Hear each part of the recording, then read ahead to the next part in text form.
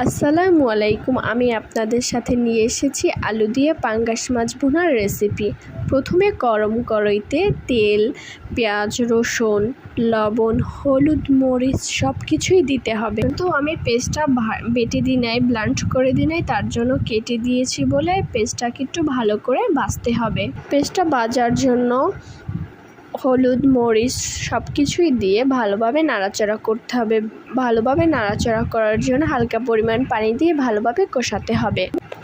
ভালোভাবে কষিয়ে হালকা পরিমাণ পানি দিতে হবে। পানি দিলে যেন কড়াইতে না লেগে যায়, তার জন্য পানি দিতে হবে। পানি দিয়ে হালকা পরিমাণ পানি দিয়ে আবার ভালো মতন কষিয়ে নিতে হবে। আলু দিতে হবে, যেহেতু পাঙ্গাস মাছ দিয়ে আলু ভুনা, অবশ্যই তো আলু দিতে হবে। আলু না দিলে কি পাঙ্গাস মাছের মজা হয় বলেন? আমি অল্প কিছু আলু দিয়েছি।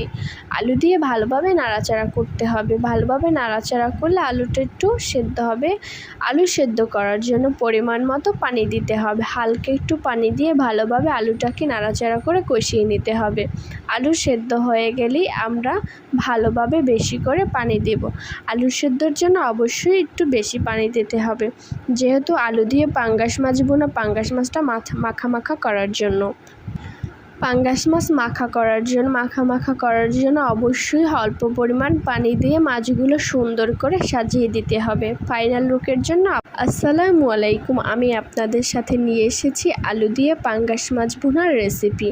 প্রথমে গরম কড়াইতে তেল, পেঁয়াজ, রসুন, লবণ, হলুদ, মরিচ সব কিছুই দিতে হবে। কিন্তু আমি পেস্টটা বেটে দিই নাই, ব্লান্ড করে দিই নাই, তার জন্য কেটে দিয়েছি বলে পেস্টটাকে একটু ভালো করে ভাজতে হবে। পেস্টটা ভাজার জন্য হলুদ, মরিচ সব কিছুই দিয়ে ভালোভাবে নাড়াচাড়া করতে হবে।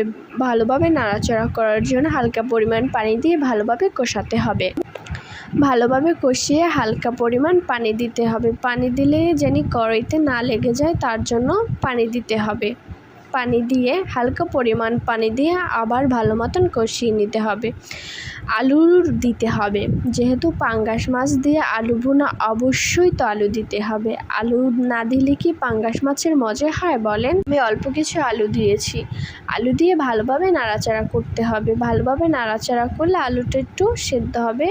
আলু সেদ্ধ করার জন্য পরিমাণ মতো পানি দিতে হবে। হালকা একটু পানি দিয়ে ভালোভাবে আলুটাকে নাড়াচাড়া করে কষিয়ে নিতে হবে। আলু সেদ্ধ হয়ে গেলেই আমরা ভালোভাবে বেশি করে পানি দেব। আলু সেদ্ধর জন্য অবশ্যই একটু বেশি পানি দিতে হবে, যেহেতু আলু দিয়ে পাঙ্গাস মাছ ভুনা, পাঙ্গাস মাছটা মাখা মাখা করার জন্য। পাঙ্গাস মাছ মাখা মাখা করার জন্য অবশ্যই